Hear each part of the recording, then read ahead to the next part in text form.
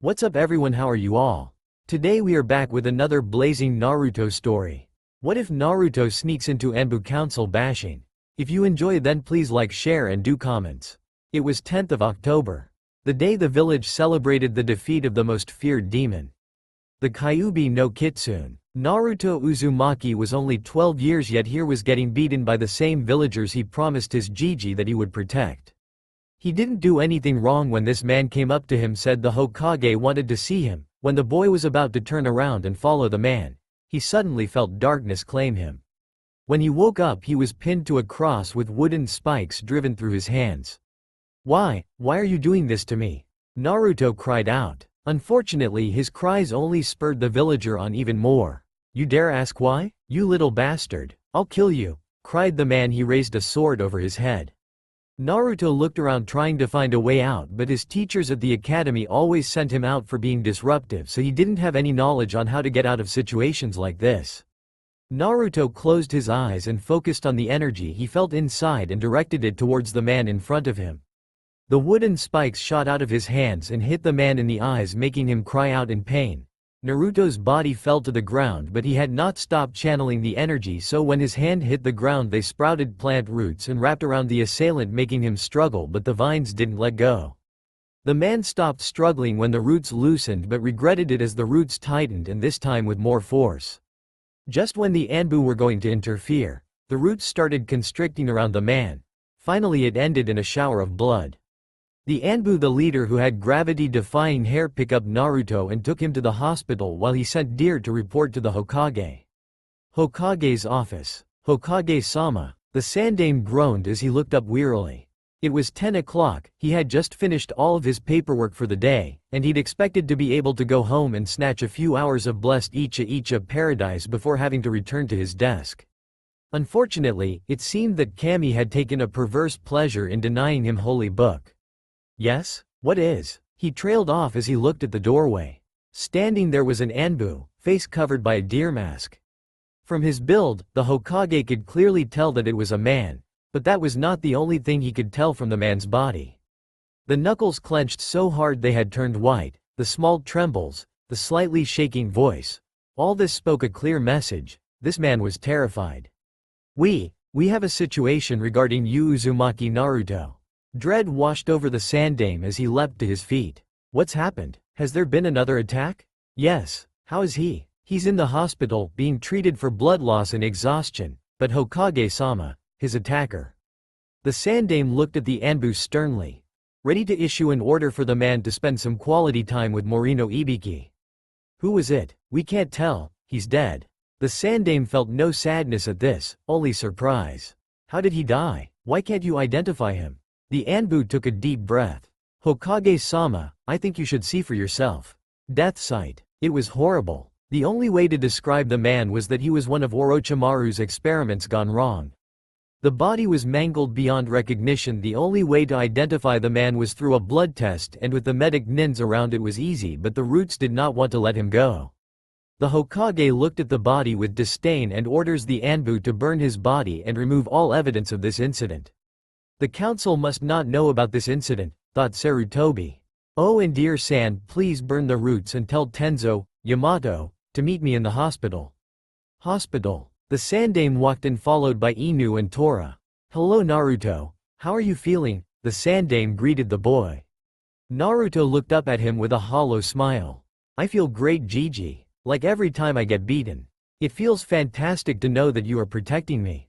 The Sandaime looked down with shame, but before he could utter any words Naruto cut him off. Gigi, I will ask one last time, and I know you have lied to me before or just avoided my question. I want to know who my parents are and why the villagers hate me. Quote, the Hokage was about to retort when Naruto said, you will tell me or I will leave the village. It's up to you now, decide whether you will tell me or not. The Sandaime was in a tight spot. Should he tell Naruto or risk him leaving Konohagakure no Sato? Sighing, he decided to do what was right. Naruto, what I'm about to tell you will not leave this room. Do you understand? Naruto nodded quickly. The Hokage did some hand seals and slammed his palm onto the wall of the hospital room. Sealing jutsu. Vault of secrets. The sound of a steel door closing and locking was heard before the Hokage continued. Now Naruto, you have to understand that these are highly classified secrets, no one knows them apart from me and Jiraiya, one my students. Firstly, the issue of the villagers hating you is because of the Kyuubi no Kitsune. It is sealed inside of you because you were born on that day. As for why you were chosen out of the other children is because the Yondaime was a noble person and could not ask anyone else to give up their child. Your father's full name was Minato Namikaze the Yellow Flash. As for your mother, her name was Kushina Uzumaki the Red Hot-Blooded Habanero. Your heritage was not revealed to you because of your own safety. The village could not go through another war with Iwagakure or Kumogakure. Please Naruto, I beg you, don't hate the villagers, they are ignorant and don't know the difference between a container and its prisoner. The Sandaime was now on his knees, bowing his head down. Fine, I will do as you say. After all, I am the son of the Yellow Flash, but I have a few more questions and I want to lay down some conditions for me to stay loyal to you and only you, Naruto stated with emphasis on the word loyal. The Hokage nodded furiously. Okay, my first question is, what did I do to make those roots grow out of the floor? Naruto, that was the Shodaime's bloodline unique to only him. It is called the Mokuton or wood style. It is said that he used his bloodline to create the forest that now surrounds Konohagakure no Sato. How do I have it? I currently don't know, but my theory is that the Uzumakis and the Senjus were closely related. It is possible that the relationship between a Senju and an Uzumaki occurred, so the wood style was passed on. Okay, my last question is, can anyone teach me how to use this bloodline or any instructions that were left behind in case this bloodline had shown up again? Well, this is the reason Inu and Tora are here. I've decided that their Anbu squad will take you for 3 years and train to be a ninja and all arts in including Kenjutsu and the basic theory of the Ninja Academy. My student Jiraiya will teach you Fuinjutsu and anything else he considers that will be valuable. Okay, my first condition is that I want to be moved into a new house. My old one has been broken into and robbed many times. I want this one to be protected from intruders. My second condition is that I want to reveal to my heritage to anyone I trust. My third and final condition is that if I come back from training and I'm attacked again, I will not hesitate to harm the person, be it a civilian or ninja, and leave the village without any obligations that bring me back or relate me to this village. Alright, I will agree to those conditions. You will be leaving in 2 weeks. In this time space you will be escorted around by one of my personal guards called Neko. Timeskip. 2 weeks later. The Chunins at the west gate woke up feeling someone using Shushin to arrive. Good to see you awake, Azumo-san and Koketsu-san, Tora said with sarcasm. The two Chunins turned to see an Anbu squad standing there. Suddenly the Hokage arrived with Naruto. Over the week Naruto had gotten a new set of clothes consisting of a blue sleeveless shirt and black cargo pants. The Sandaime started introductions. Alright Naruto, these are the people who will be teaching you for the next 3 years. Tora here is the only other person in the village that can use wood style aside from you. Inu is our ninjutsu specialist and has learned over 1,000 justus. Neko is our Kenjutsu and Genjutsu specialist, and finally Turtle is our Taijutsu specialist and survival specialist. Jiraiya will join you halfway through your training trip. Now Naruto, I want you to behave for these people. They are giving up their personal time for you, my boy. Listen to what they say and follow their orders. Is that understood? Hi Gigi, I will see you in 3 years. Naruto gave the Hokage a quick hug and walked towards the Anbu squad. Take care of him, you four, the Hokage said sternly before using Shushin to go back to his office and start working on his paperwork. Tora picked Naruto up and put him on his back. Inu turned to the squad and nodded. The squad disappeared from view. Konoha's forest. 4 figures traveling at high speeds through the trees. Anybody watching would only see black blurs. After a while the figures dropped down to walk at a normal pace to approach the clearing. The person at the front is wearing an Inu mask. Gravity-defying Silverhair nodded at Tora, who set Naruto down and started doing some hand seals. Wood style. 4-pillar house technique. As soon as Tora said those words, the ground fell apart to give way to the wooden pillars. As the process went on, the house formed into a house you would see in a civilian part of town. The front of the house had the leaf insignia. The front of the house had small platform just above the ground surrounded by a fence, traditional Japanese sliding door. Leading inside, everything was made up of wood. The house had the basic need: a living room, a kitchen, a bathroom and 5 bedrooms. The squad moved into the living room and sat down after everyone was settled down. Inu started introducing himself and took off his mask. The only way to describe his expression is bored. Alright, my name is Kakashi. My likes are my icha books and training. My dislikes are something you wouldn't understand. My hobbies are training and reading my icha books. As for my dreams, I don't think you are the suitable age to know that. Now this kind of introduction would have been normal if it had not been for the multiple bouts of perverse giggling and lazy tone of voice. Naruto looked at the man as if he was losing his mind when suddenly a question popped into head. What's icha? Now Kakashi, being ignorant of the killing intent directed at him by the lone female member, decided to describe it to Naruto. Okay Naruto. When a guy and a girl love each a lot, they decide to have fun. At this point Neko decided that she should knock Kakashi out so that Naruto does not get any ideas or becomes a mini Kakashi and starts reading those little orange books. While this event occurred, the rest of the squad had massive sweat drops at the back of their heads. Back with Neko, who looked like a mini Shinigami Hirtanato representing the death god's knife, and Kakashi, who is now a twitching mess on the floor. At this point Naruto thought it would be best to stay on the woman's good side. Tora stood up next. Okay, now that Kakashi-senpai is done with his giggling, I will continue. My name is Yamato. My likes are bonsai trees and training. My dislikes are people who are arrogant and people who make jokes about my wood-style jutsu. My hobbies are taking care of my garden and training. My dream is to become an Anbu captain. Naruto thought this man was okay but seemed to have an obsession with trees and wood. Next is Turtle. My name is Mike Guy. My likes are my youthful friends and training to be youthful. My dislikes are unyouthful people whose flames of youth have dimmed. My hobbies are spending time with my youthful friends and doing youthful training. My dream is to pass on my flames of youth to the next generation. Naruto shivered every time this man said, youthful, and was even more freaked out when the man took his mask off to reveal 2 caterpillars on his face. So Naruto did the one thing that came to mind. He screamed. Ah, what's wrong Naruto, my youthful student? Anyo, Guy-san, you have something on your face.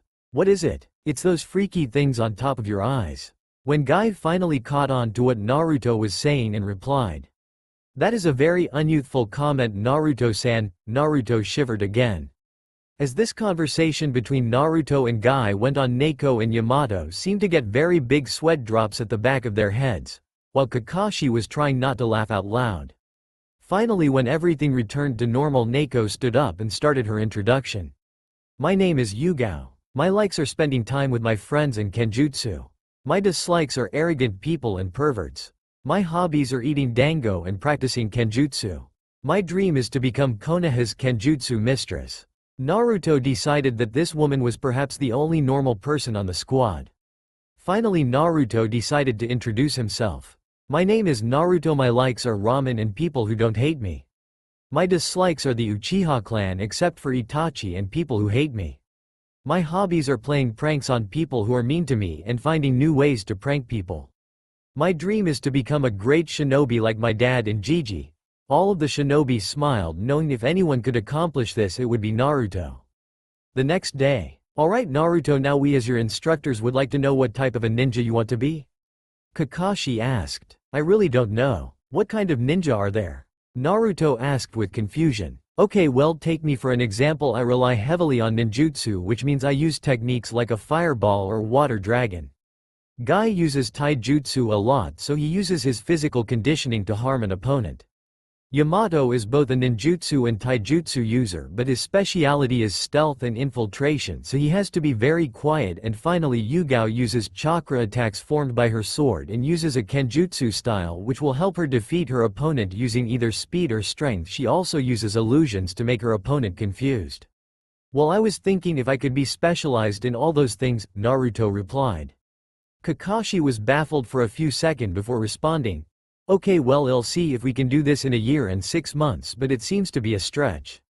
Apparently Kakashi's serious demeanor didn't seem to last very long. Suddenly a dark aura surrounded him and he said in a deep voice, let the training begin. Time skip 8th of October. Around about a year, cause they left 2 weeks after his birthday. Over the time he spent with the squad he became more familiar with them, even gave them honorifics that someone would use in a family. He started calling Yugao Ne-chan, he called Kakashi Aniki, he called Guy Oji, means uncle, and he called Yamato Ni-san. Naruto was still the smallest out of the group at 157 centimeters tall, but he was still tall for a 13-year-old kid. It was kind of a wonder what proper food could do, and the physical training that Guy had him do helped him a lot building up his stature. His chakra reserves were high Anbu to low Sannin. His ninjutsu was rated around high Chunin. His chakra control was high Chunin. His kenjutsu was already around Yugo's level, which was saying a lot for his skill since Yugo could match one of the 7 swordsmen of Mist. His genjutsu was still low genin. He just could not fine-tune his control to do genjutsu, although he can still dispel most genjutsu that are used on him and only knows one genjutsu, which is called genjutsu, Infinite Darkness Jutsu, but instead of just blocking the sight of a person, it blocks out the other senses like touch, smell, hearing and chakra sensing. His Fuinjutsu is high Chunin because Kakashi didn't know much on the subject. He even remarked that Naruto had surpassed him when he made personalized tags that stored chakra attacks in them and launch only when an enemy passed the sensor seals. His taijutsu was low Junin, which is speaking very highly of him since his healing factor kicked in whenever a muscle was torn. It was rebuilt in mere second. This made wearing weights very advantageous since he could have 15x his own weight on his body and still walk normally after 10 minutes. Of course, this did not deter Guy at all, so he had Naruto use Boulder to weigh him down. Crazy freaking spandex slave driver, Naruto thought bitterly. His Mokuton jutsu were coming along nice, but so far he only had wood style, transformation, wood style, wood clone, wood style, domed wall jutsu, wood style, tree binding and wood style, 4-pillar prison. Yamato said it is good progress because wood style is very hard to control. 10th of October, Naruto's birthday. A wave of dread washed over Naruto as today was his birthday, so he used his limited knowledge to put sealed tags in his room and stop anyone coming into his room. He did some hand seals and called out, "Wood style, 4-pillar prison jutsu." He slammed his palm onto the floor. As soon as his palm touched the floor, wood sprouted at an alarming rate before creating a barrier around him and encompassing him and his bed in darkness. At this point he just sat on the bed thinking that the day might finish without the others noticing him.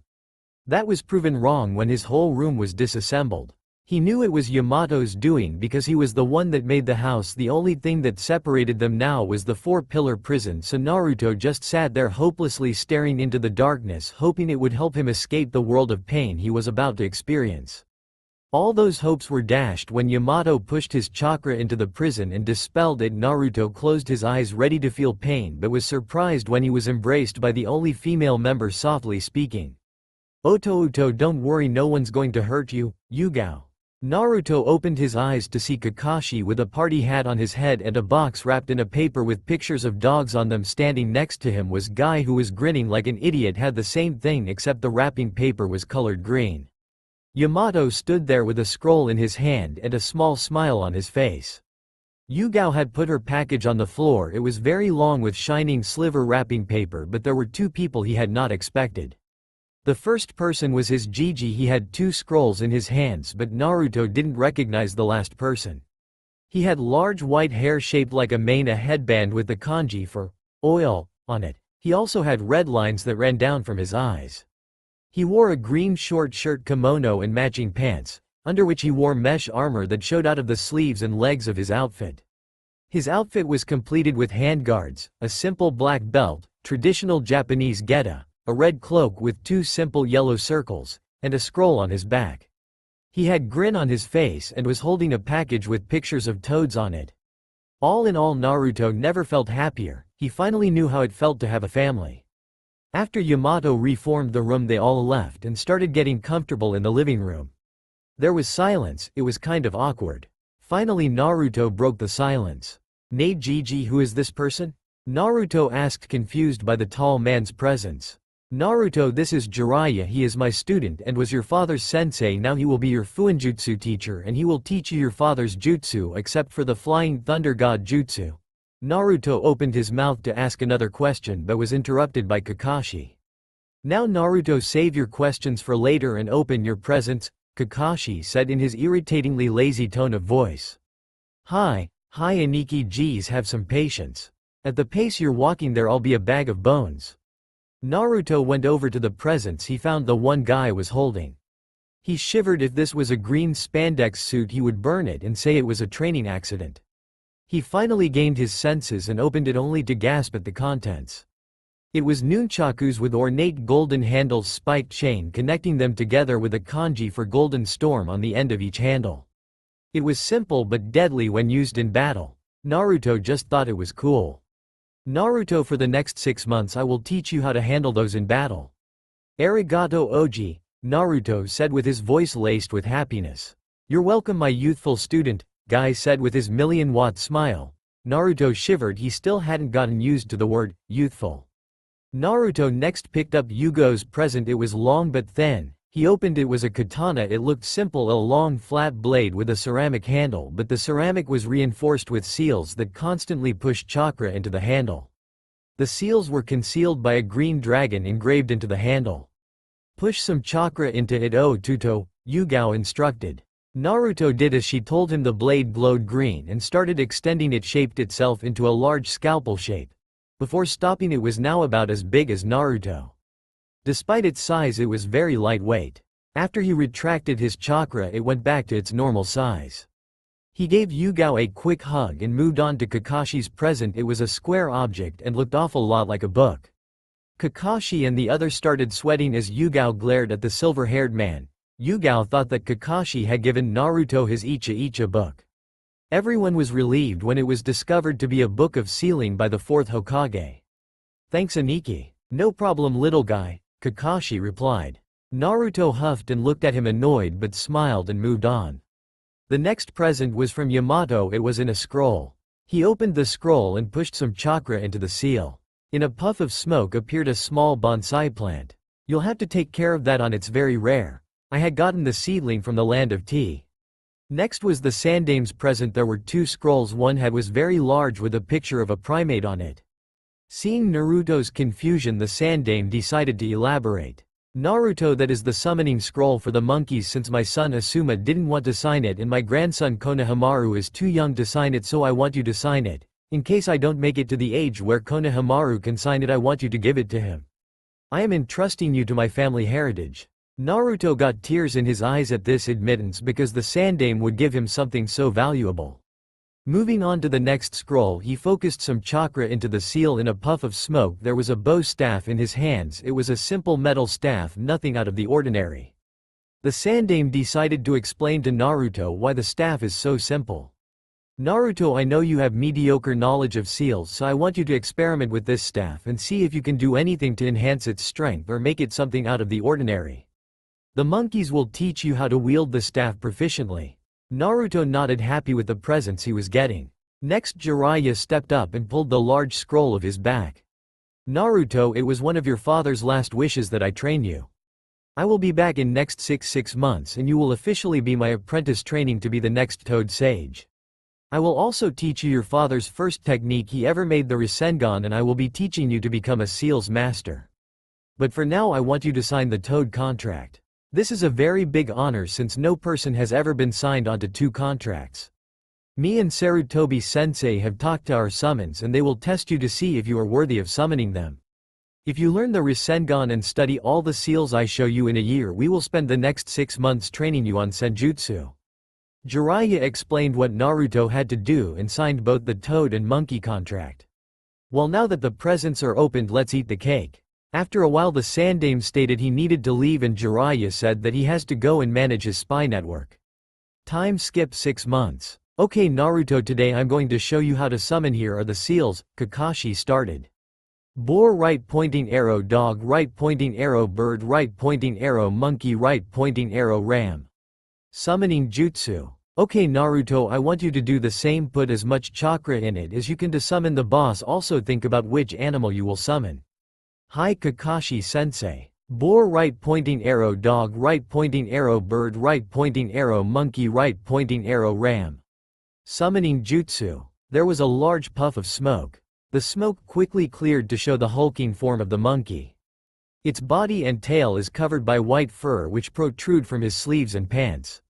He had long white hair that reached into his back and long sideburns and a goatee.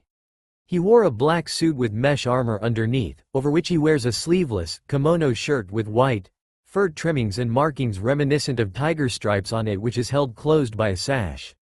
"Here is and why have you summoned me?" The monkey's voice was deep. "Sorry but mistaken sir, I summoned you," Naruto replied. "So you are the son of the Yellow Flash," Enma stated. "Yes sir, my name is Naruto.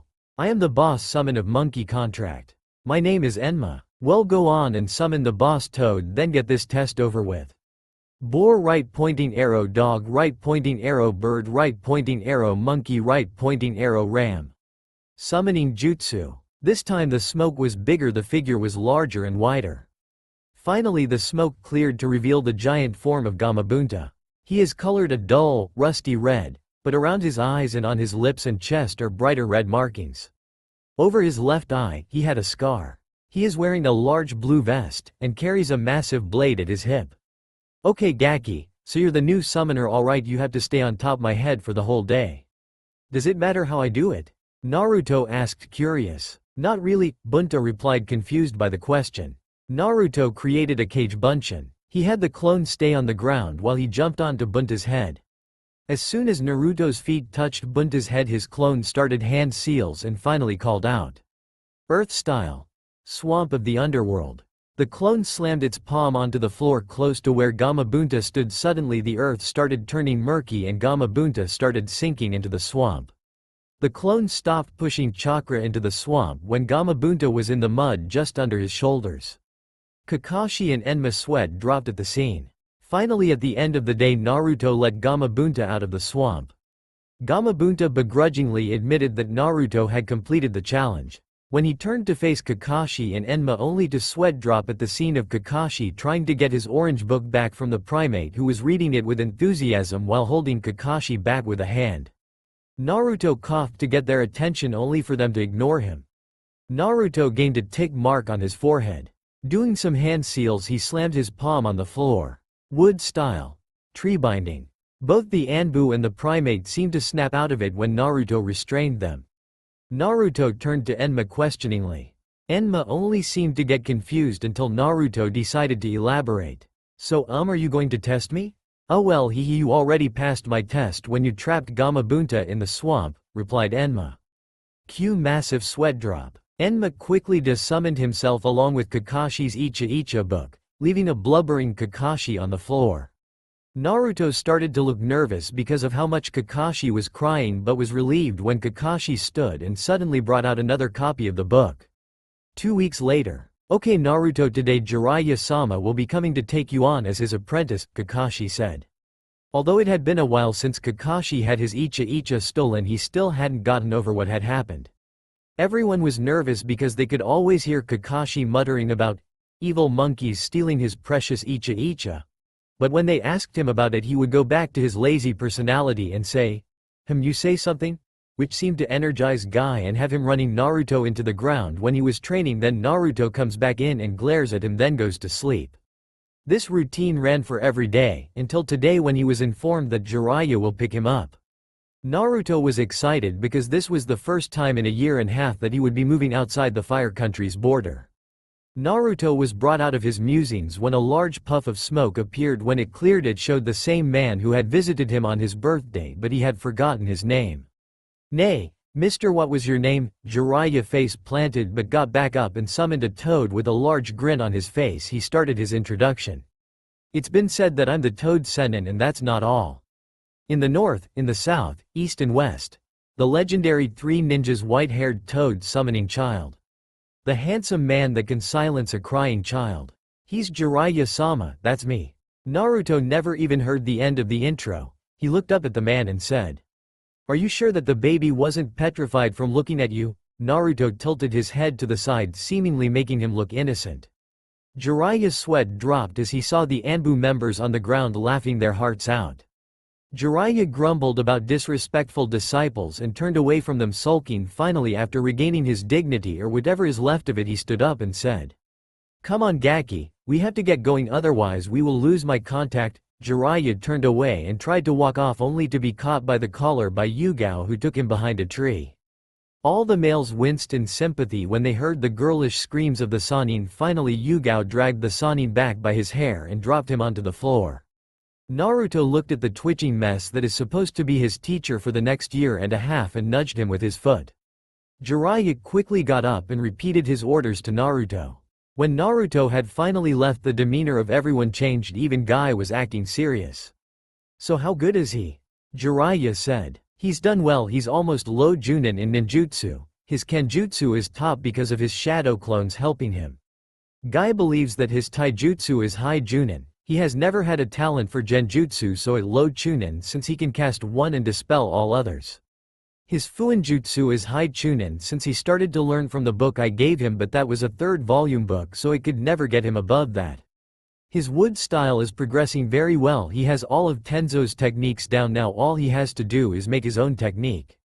His chakra natures are earth, water and wind. Altogether I would put him at special Junin."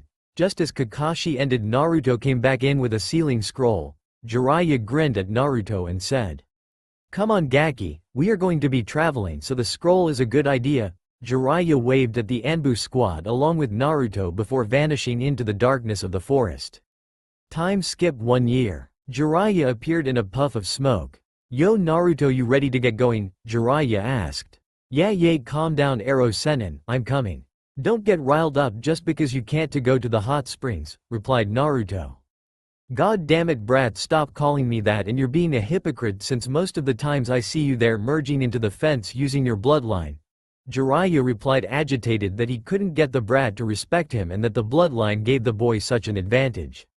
Jiraiya smirked. And I think you got caught last time as well.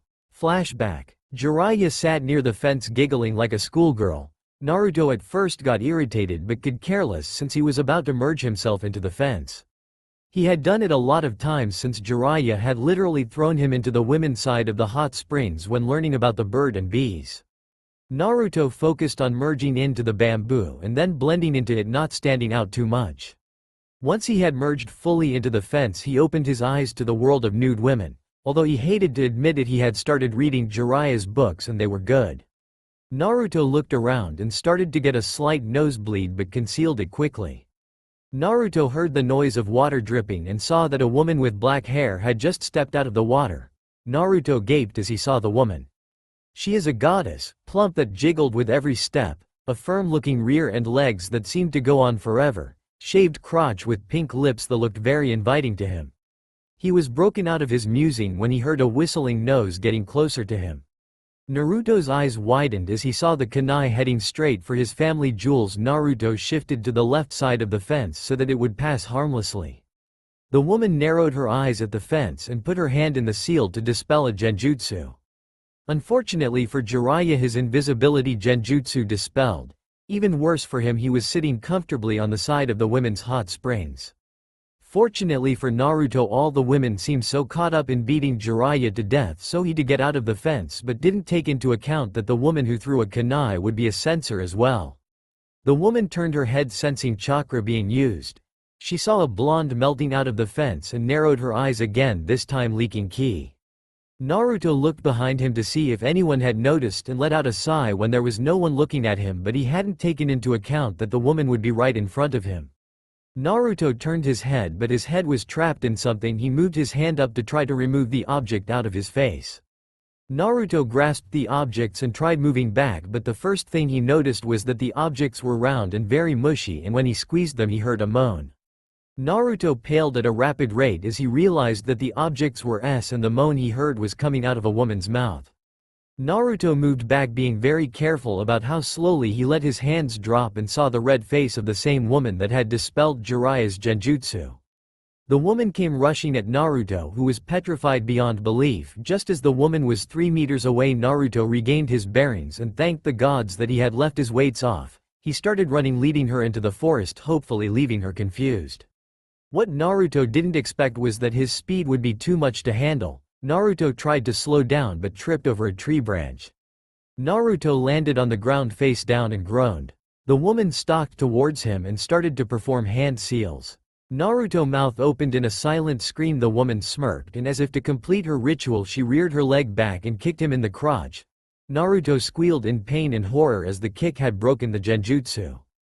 The woman walked away satisfied with a job well done, but if she had stayed any longer she would have seen the Naruto on the floor melt and the original come out of a tree trunk. Naruto winced in sympathy for the mud clone but was thankful that their memories didn't come back to him.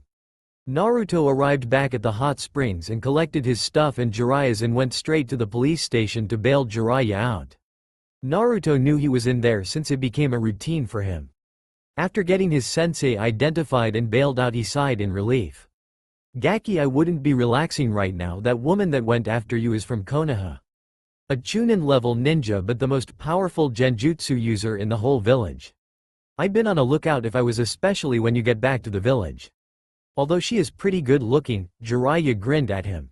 Naruto looked curious before asking, "So, what her name?" Jiraiya wiggled his eyebrows at Naruto, giggling perversely. Then in a fake concerned voice said, "My little apprentice is growing up." Jiraiya sniffled a bit before returning to his giggling. Naruto got irritated and asked again, "Seriously though, who is she?" Naruto's eyes widened as Jiraiya pulled out an old scrapbook. He knew what that is. It is the encyclopedia of every woman that Jiraiya has peeked on, but it's detailed right down to the number of guys that the girls have even dated and for how long.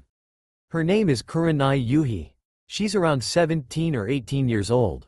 She got a pretty good mission record, but she's known as Konoha's Ice Queen for tuning down guys left and right. Says here that she's even turned down Asuma Sarutobi, the third Hokage's son.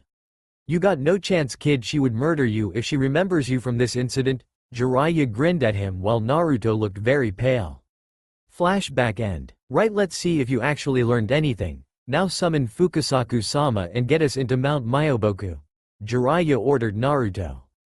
Naruto, instead of retorting, just did as Jiraiya asked. Boar right pointing arrow, dog right pointing arrow, bird right pointing arrow, monkey right pointing arrow, ram. Summoning jutsu. Out of the smoke stepped out an old toad.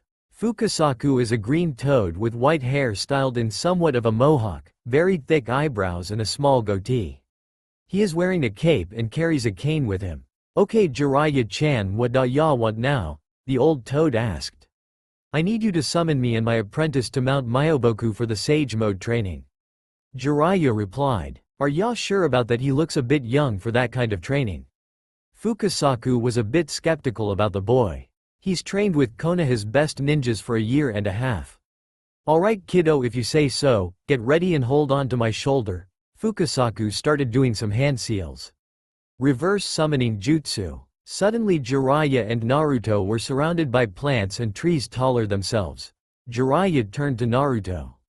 Okay Naruto, you will stay here for the last 6 months of your training trip learning from the toads, and you have the Rasengan to complete. When your time is up I will come back and we go to the village and assess to see what rank you should get. Over the next 6 months Naruto changed a lot. He grew to be as tall as Jiraiya. His hair had grown to use Jiraiya's hair justus, but it was tied into a ponytail.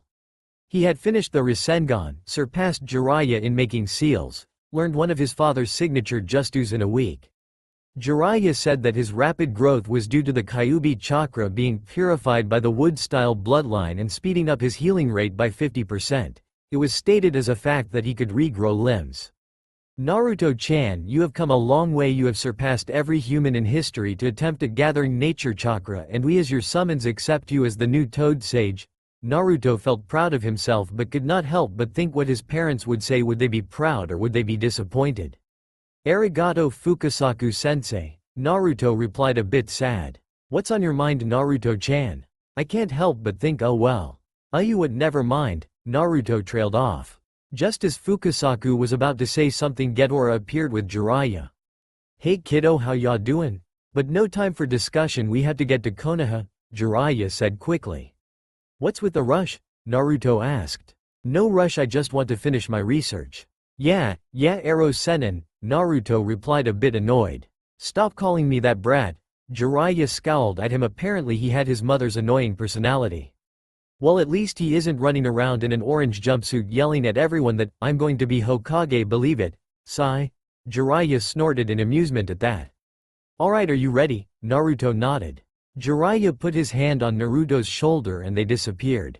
Konoha forest outskirts. As Naruto and Jiraiya were traveling, something appeared in a puff of smoke on Jiraiya's shoulder. It was a messenger toad with a scroll in its hand. As soon as Jiraiya took the scroll, the toad dispelled. As soon as he finished reading the scroll, he looked at Naruto with a grim expression and said, "Naruto, something important has come up. I will give you a map to follow and remember, walk when you approach the guards or they will see you as a threat. Got it?" Naruto nodded and Jiraiya shunshined away, leaving Naruto with a map and his entry papers. Naruto just shrugged and activated his Sage mode to move through the forest faster. 2 hours later, when Naruto arrived at the village gates, the Chunins took a defensive stance but relaxed when Naruto showed his entry papers. Once Naruto came through the village doors, the deer Anbu appeared and told Naruto the Hokage wished to speak with him. He was led towards the Hokage tower. When they arrived, the Anbu went into the Hokage's office to announce his arrival. With a command to come in from the Hokage, Naruto entered. Naruto smiled, seeing the face of the old man he had not seen in 2 years. "Nei Gigi, how have you been?" Naruto replied cheerfully. Sarutobi was outraged at the boy's behavior. "Young man, I don't care who you think you are, but you are now in my village. I am the leader and you will show me respect. So you already forgot me, eh? You only saw me 2 years ago. So tell me, Hokage-sama, how many blondes do you know with 3 whisker marks on their cheeks and a very cheeky attitude?" Naruto stated. Finally it dawned on him, "Naruto, my boy, is that really you? My word, how did you manage to grow so quickly in such a short amount of time? What happened?" The Hokage sputtered out. He listened to Naruto as he explained what happened on the training trip. He also told Naruto about wanting him to enter the academy under the guise of a younger form to be able to keep to himself hidden using seals and gather info on the teaching methods of the academy and how the new batch of genins will turn out. "Okay, well, I will give you the rank of a Chunin. You will stay on your team until the Chunin exams. I know you would be a help to whatever team you're placed on. You will begin the academy in a week's time. I suggest you go ahead and activate your Genjutsu seal to give people a chance to get used to you being around town. Also, I kept a new house ready for when you returned." The Sandaime Hokage handed him a piece of paper with an address on it. "Thanks Gigi, that means a lot to me. I think I better head home and get things set up. I feel like making a special appearance at Ichiraku for a little ramen. It is good to see you again after all these years, Naruto," he said as he dismissed Naruto. As Naruto walked through the streets, he was trying to get used to his miniature form. He was now 1.4 meters with the appearance of a 12 or 13-year-old. He still had his long blonde hair in a ponytail and still had a slightly athletic figure. He wore a white tight-fitting t-shirt under a black vest to go along with his black cargo pants. It didn't take long for Naruto to arrive to his new apartment. Creating some clones, he gave them orders to fix up the place and stored away his items before heading to his favorite restaurant. "Ichiraku ramen stand. What can I get for you today, sir?" the young woman asked with a charming smile. "Well, Ayame Ni-chan, I'd love to start off with 6 miso ramen, please. It's been too long since I've had any of your father's wonderful cooking," said Naruto happily. Naruto's familiar tone caused Ayame to take a second look at him, and when she recognized who he was, she immediately called for her father.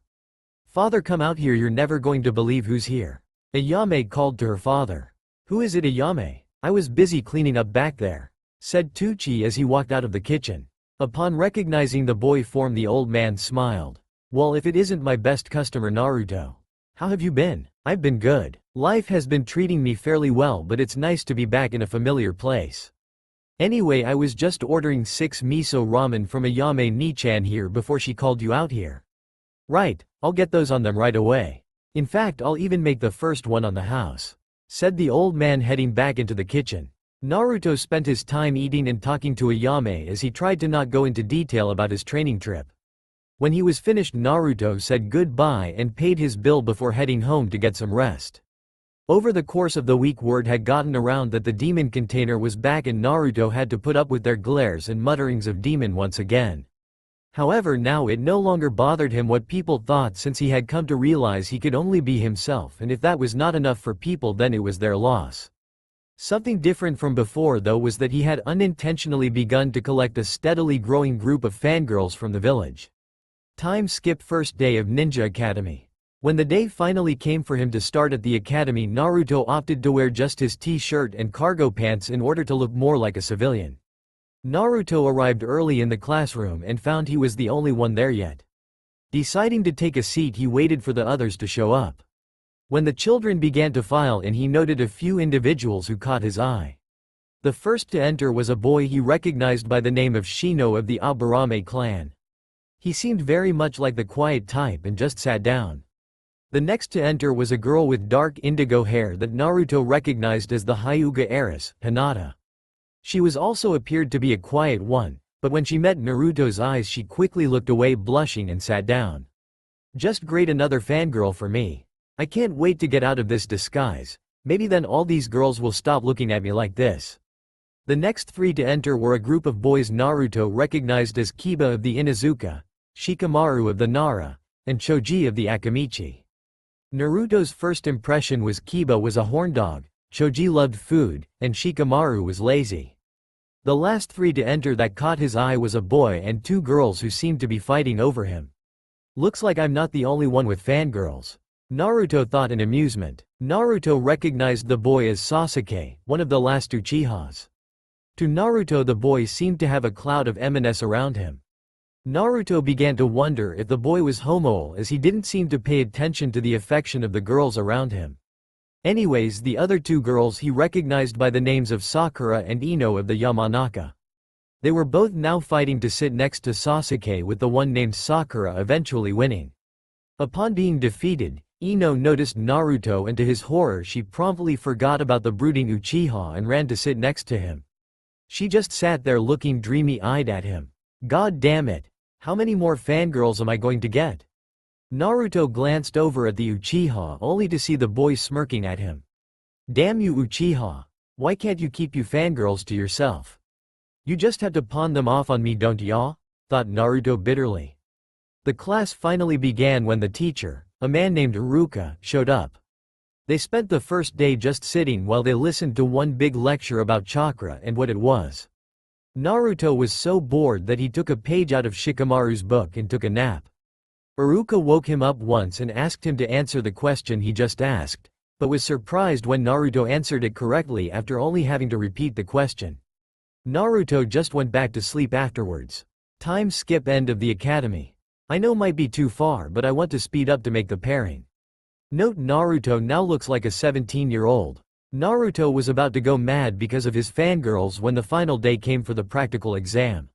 When it was finally his turn to perform a simple bushin for his practical, he ended up going overboard, creating enough versions of himself to fill the entire room.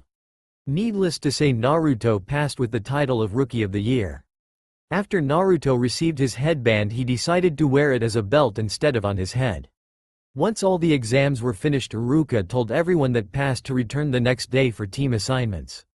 As soon as Naruto exited the academy, he was confronted by an Anbu telling him that the Hokage would like to see him, and then disappeared.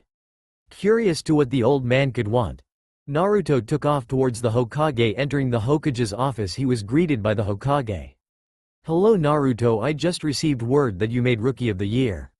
No surprise there, huh? After training with an Anbu squad and a Sannin, it was pretty evident. I did have an unfair advantage over the students, but I have been helping out those I saw that had potential, so it evens things out somewhat. I have no doubt about that. Now Naruto, the reason I called you here is to give you advance warning to the team I plans to place you on. Kakashi has personally requested you to be put on his team. Though unfortunately I could not grant this request, as his attention is needed to focus on training Sasuke to use the Sharingan, and considering Uchiha Sasuke's inferiority complex, the team's teamwork would only suffer in the long run. I take it there is more to this? Kurenai-san is a genjutsu user, however seems desperate to prove herself worthy of the title of Junin, so I have assigned her as a Junin sensei. I would also appreciate it if you could also help her train your fellow teammates as you suggested. Of course, I'd be happy to help. I would like to make a request for who my teammates be though, if I may, Hokage-sama. And who might they be? The Hokage asked curiously. I wish to be paired with Inuzuka Kiba and Hyuga Hinata. I can see a lot of potential in the two of them and believe they could work well together. Hinata has a very timid and quiet personality, while Kiba's is loud and aggressive. I believe that they would balance each other out and hopefully be a positive influence on each other. I had similar thoughts in mind.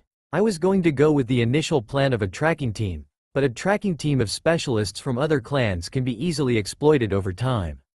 You should probably go home and get some rest.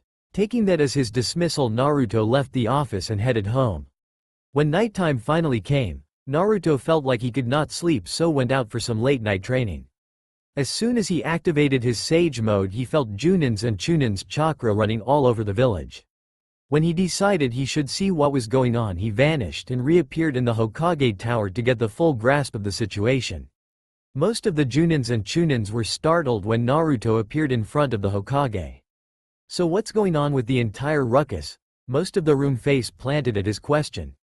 Apparently Uchiha Sasuke has deemed it appropriate to steal the scroll of sealing and kinjutsus, the Hokage replied. Okay, you guys mind waiting here for about 5 minutes, Naruto asked. What are you going to do, Naruto? You'll find out, Naruto replied cheerily as he jumped out the window. As Naruto was falling to the ground, he used his Sage mode to lock onto Sasuke's chakra and he simply disappeared. Back in the Hokage office. Hokage-sama, who was that boy? Asked a random Junin. The Hokage replied, that was Uzumaki Naruto. The rest of the room was smart not to comment about the boy's demon except for a Chunin. Che, what's so good about that demon brat? As soon as those words left his mouth, everyone stepped back from the stupid ninja. The Chunin continued his ramble until he felt 5 different ki concentrated on him. He stopped talking. Then in sudden movements, Kakashi, Guy, Tora and Neiko surrounded him. Neiko had her blade poised at his neck, while Tora restrained him with vines growing out of the floor. In this time span, Kakashi pulled up his headband to show his Sharingan spinning angrily, and Guy had his nunchucks out and a stony expression on his face. Neiko spoke up first. You should realize that you are talking about our little brother, while the other 3 nodded along with her. The Chunin was too scared to respond, so he did the only thing logical to him, he fainted. Tora, Neiko, Kakashi and Guy, control yourselves. Dear, take that Chunin to Ibiki for a fun session. All the ninja present shivered at the tone of the Hokage and felt nothing but pity for the Chunin. Back with Naruto. Naruto was traveling at his top speed. When he arrived at the scene, he saw Iruka being attacked by Mizuki while Sasuke stood there with a large scroll on his back looking on dumbly. Naruto dropped all his weights and created 2 clones moving as blurs. He knocked Sasuke, Mizuki, and Iruka at a moment's notice. All 3 males dropped to the ground without seeing the assailant. Naruto had his clones pick up Iruka and Sasuke and take them to the hospital, while he picked up the scroll and Mizuki and disappeared in a burst of speed in the direction of the Hokage tower. Finally, after a minute of traveling, he reached the Hokage tower and jumped to the window while throwing Mizuki through the windows like a sack of potatoes and proceeded to jump in through the window. Every ninja stood there stunned as Naruto had taken down a Chunin, recovered the scroll of sealing and kinjutsu in the time span of 5 minutes. Sup? Everyone face planted at the simple greeting. Alright Naruto, tell me what happened, the Hokage asked, going into business mode. Well, you see, retard, Mizuki, over there promised Imo-sama, I think we all know who that is, that he would get lots of power to kill his brother if he learned a skill from the scroll. Then Dolphin-san crashed his whole plan and found Imo-sama before the retard could. Then the retard threw a Fuma shuriken at Imo-sama, but Dolphin-san, being the good guy he is, jumped in front of it. While Imo-sama watched Dolphin-san almost die. This is the part where I came in. First I took off my wheats and the created 2 more clones knocked the 3 of them out. My clones took Imo-sama and Dolphin-san to the hospital and I brought the retard here to be interrogated. Naruto explained the whole scenario, earning multiple snickers by the Hokage and several Junins, while the Uchiha supporters were red in the face. But the most noticeable thing was Kakashi leaning on Genma, trying to get his breath back while having tears in his eyes. But it all came to halt when Naruto mentioned one thing. Gigi, he smelled too much like snakes, Naruto said to the Sandame. Suddenly the demeanor of everyone in the room changed into business mode. Thank you for the information, Naruto. You are dismissed. Team selection day. Naruto walked into the class, which was filled only half. He decided to take a seat next to Kiba, who was currently talking to Akamaru about what kind of fish tastes good. Naruto would have laughed had it not been for the fact that last time he did, Akamaru tried to bite him in the groin. A few minutes passed, the whole class was here except Iruka. Finally Iruka came in, but what got everyone's attention were the bandages on his back barely hidden the Chunin vest. Questions started firing in Iruka's direction only to be answered with a glare. With everyone quiet, he decided to proceed with the speech and team selection. Starting today, all of you are real shinobi, but you are still genin. The hard journey that lies ahead has just started and blah blah blah blah blah blah blah blah blah blah blah blah. Moving now, the teams are divided into 3-man cell with a Junin sensei. Now the teams are: Team 7, Shino Aburame, Sasuke Uchiha, Sakura Haruno, Junin Kakashi Hitaki. Team 8, Kiba Inazuka, Naruto Uzumaki, Hinata Hyuga, Junin Kurenai Yuhi. Team 9 still in circulation. Team 10, Ino Yamanaka, Shikamaru Nara, Choji Akamichi, Junin Asuma Sarutobi. Your Junin sensei will be here soon. After half an hour of waiting, Naruto got bored of waiting and turned on his sage mode. To his surprise, he found out that there was a genjutsu on the wall. He tried to sense further and found there was a chakra signature behind it, and then it struck him: his Junin sensei is a genjutsu mistress. He turned to teammates and said, "Hey, you guys want to get things started with our sensei?" His teammates looked confused until Naruto motioned at a wall and threw a kunai. It was buried up to the hilt. Suddenly the wall started shimmering and a woman appeared with crimson eyes, black hair, with a figure most women would kill for in a bandage dress, but for some reason she seemed to glare at Naruto. Kiba, being the horn dog he is, whistles at the woman and starts drooling. Naruto, knowing what would happen next, decided to interfere. "So Kurenai-sensei, are we going to introduce ourselves, or are you going to keep glaring at me while Kiba fantasizes about you?" Kurenai seemed to glare harder at Naruto. "Meet me on the roof in 5 minutes. If you are late you fail," Kurenai said in a stern voice. Naruto disappeared and reappeared in between both Hinata and Kiba. He put a hand on both their shoulders and vanished. On the rooftop, Kurenai seemed to be in deep thought about what happened in the room. "How did he detect me? I was using an A-rank genjutsu." Kurenai decided to question him after his teammates left. Kurenai was so deep in her thought she didn't notice until Naruto tapped her on the shoulder. Before anyone knew it, Naruto had a kunai buried into his stomach by Kurenai. She looked horrified when Naruto stated to pull back the blood pooling around his feet. He finally fell to the ground, his blue eyes now glazed over as they stared back at her crimson eyes. Suddenly the Naruto lying on the floor vanished out of existence. Then Naruto's voice rang out from behind her, close to her ear. "Boo," Naruto said. She dropped the kunai and started hitting him on his chest. He didn't seem to move out of the way or dodging the attacks. In a swift movement he touched her forehead with his index finger and channeled some chakra into it, and she fainted. He turned to his teammates. They looked dumbfounded as Naruto just played a prank on a Junin and then knocked her out. Naruto said to his teammates, "I think you should go home while I take her to the Hokage Tower to report, and we will meet back here tomorrow at 8 a.m. His teammates just nodded dumbly and walked away. Naruto sighed and picked up Kurenai and jumped to the Hokage Tower. As he was jumping, Kurenai seemed to snuggle more into his chest. He blushed like a cherry as he remembered the time Jiraiya had taught him about the birds and the bees. When he finally arrived at the Hokage Tower, he burst in through the windows. The Hokage seemed startled by his entrance but quickly calmed down when he realized who Naruto was carrying. He went into pervert mode and asked Naruto, "Naruto, don't you think both people should be awake for that kind of intimacy?" the Hokage said with a leer. Naruto tried to ignore the jab. Tried being the key word, because right now Naruto was inventing new shades of red. After Naruto calmed down, he explained everything from finding Kurenai hiding under a genjutsu to making her faint. By the end of his explanation, the Sandame was looking very serious. In his Hokage tone of voice he said, "Naruto, the prank you did could be very harmful to her mental health. The fact that you made her experience your death by her hands could very well psychologically break her mind." By now Naruto was panicking. In a desperate tone he asked, "What am I supposed to do?" Now Sarutobi had 3 things he could say to Naruto. As the Hokage, he would tell Naruto that he should sincerely apologize to Kurenai. His grandfatherly side would go with buy the woman dinner and apologize. His perverted side would tell Naruto to relax and get laid. Now he was stuck between 2 choices, his perverted side and his grandfatherly side. So he chose to combine them, and his ultimate choice being, relax, buy the woman dinner and apologize, and maybe get laid.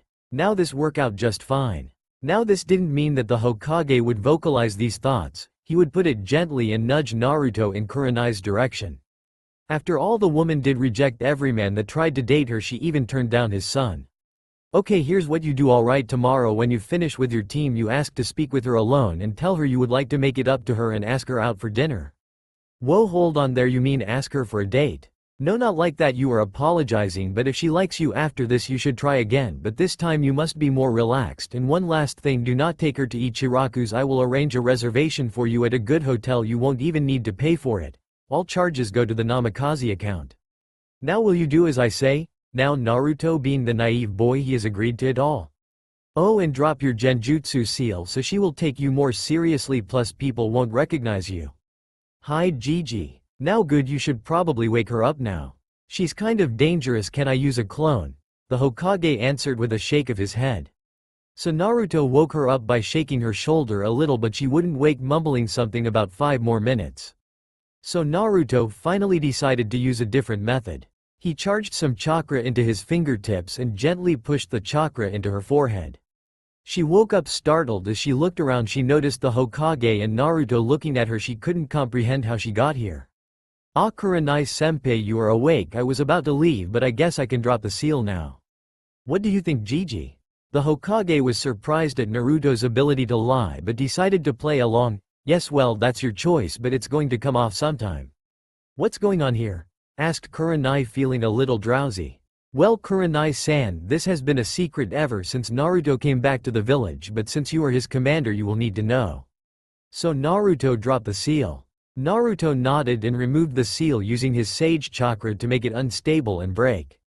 Naruto's appearance changed slowly. He grew taller, his hair grew out, and his face took on an angular look. His muscles strained his T-shirt to the point of tearing. All in all, he looked ripped and matured. Kurenai-san, meet Naruto Uzumaki Namikaze. Kurenai had a shade of red on her cheeks while her mouth was open. Kurenai-sensei, you're drooling. She seemed to snap out of her stupor, but she was still blushing. Now, even though Naruto was naive, he still knew what was happening to Kurenai. He decided to tease her a little, so he walked up to her, leaned into her ear, his breath tickling her neck, sending shivers down her spine. He slowly and calmly asked her, "Like what you see, senpai?" She started sputtering and blushing madly at the closeness. Naruto backed away with a million-watt grin. Since Kurenai could not form proper sentences, she settled on glaring at him, trying to be menacing, but the blush on her face did not help. She tried to walk up to him, but to no avail. She could not get up. Need some help, Kurenai-sensei? Feeling her blush return full force at their closeness, she did the only thing she knew at this moment. She fainted. Do you know where she lives, Gigi? The Hokage shook his head. Well, I'll be leaving, Gigi, as he picked up Kurenai bridal style and traveled to his home, leaving an amused Hokage behind. As Naruto arrived at his home, he gently put Kurenai on the bed. While he tried to get away, he realized she held him tight. He sighed as he lied next to her and thought, this is going to be awkward tomorrow. Kurenai groaned as she woke up, feeling very comfortable. She opened her eyes to see unfamiliar surroundings. The room looked plain, with only a few movie posters and some clothes thrown around the room. Her eyes widened as she realized that she wasn't even in her house. Kurenai tried to get up but found she couldn't move. When she turned her head to see what was preventing her from moving, as soon as she moved her head she saw a mop of blonde hair. Wait, blonde? She turned her face only to come face to face with a whisker-marked blonde drooling on the pillow. A faint blush appeared on her face as she felt Naruto's hands around her waist. She tried to move away only for him to pull her back. He sighed contentedly as he rested his face in her bust. She started going red in the face when she realized what he was doing. She was about to scream out loud when she felt something poking her inner thigh. Confused as to what it might be, she looked down and thought one thing, big. When she finally regained control of herself, she calmly brought her hand up and started to smack the life out of Naruto. Naruto woke up with a start as he felt feminine hands smacking him. Wait, feminine. He opened his eyes only to come face to face with Kurenai's cleavage. Naruto tried to pull back but didn't realize that he had his hands around her waist. As he fell of the bed, he took Kurenai with him. Naruto landed underneath her, both their faces going red as they realized that they were kissing. Now Naruto and Kurenai were thinking only one thing, wow, soft lips. Kurenai sprang away as soon as she realized what happened, though she now felt cold because Naruto was not holding her. Naruto started to sputter and apologize. Kurenai couldn't even glance his way without blushing. She calmed down and asked him a question in very sweet voice laced with venom. Naruto, why am I in your house on your bed, sleeping in it with you holding me? To Naruto it seemed like the Shinigami came to seal away his soul. Naruto tried to calm down and tried to answer. Keyword tried. He finally stuttered out an answer. Well, Kurenai-sensei, you, fainted, in the Hokage, office, and I didn't. No, where, you, lived, so I, brought you, here and, you, wouldn't, let, go of me, trying to get her blush under control. Kurenai thought it was best if they started again. Well, how about we try to forget what happened and start again? Introductions? Naruto asked meekly. He may be strong but hell hath no fury like a woman scorned. Kurenai smiled gently and started. Well, my name is Kurenai Yuhi. My likes are dango and genjutsu. I dislike arrogant people and perverts. My hobbies are tending to my rose garden and reading a book. My dream is to be the best genjutsu user in the world. While Naruto thought about what he was going to say. Okay, well, my name is Naruto Uzumaki Namikaze. My likes are people who treat me normally, and my summons the toads and the monkeys. My dislikes are when Jiraiya-sensei left me alone with nothing to do and the last Uchiha survivor. My hobbies are training to perfect my sage mode and making new friends. My dream is to have a family and become Hokage. Kurenai was stunned. This teen was the Yondayame's son, a Sanin's apprentice and the second Toad Sage. He should at least be a Junin by now. You are the Yondayame's son. Yep, kind of a secret, but since Gigi would have told you anyway since you are my senpai. Wait, you trained with a Sanin for 3 years and you are still a genin? Actually, I trained with him only for a year and 6 months. The rest of the time I was trained by Kakashi Hitaki, Yugao Izuki, Mike Guy and Tenzo of the Wood Release, but the reason I'm a genin is because Gigi wanted me to go undercover to evaluate the genin graduation system and the brand of genins this year. I actually a chunin. Kurenai's jaw dropped. This man should at least be low Sanin level, but she realized something. Why would he need training from a Wood Release user? I get the first 3 Junins and Anbu have speciality, but why Tenzo? Well, he's my bloodline teacher. I have the Wood Release. Naruto said that as if it was the simplest thing in the world. Now Kurenai was stunned even beyond words. She started spacing out. Naruto seemed to notice her eyes glazing over and got worried. He moved closer to her and tried to snap her out of her daydreaming.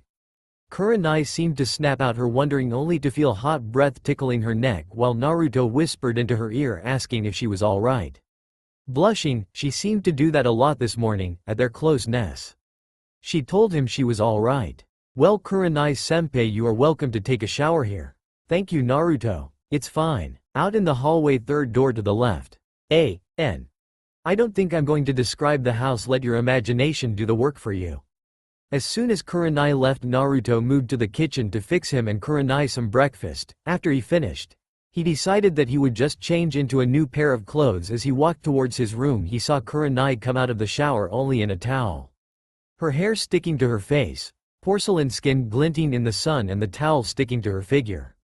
He blushed as he realized that her chest seemed to be even more pronounced in the thin piece of cloth. As he realized he was staring, he turned away quickly, hoping she didn't notice.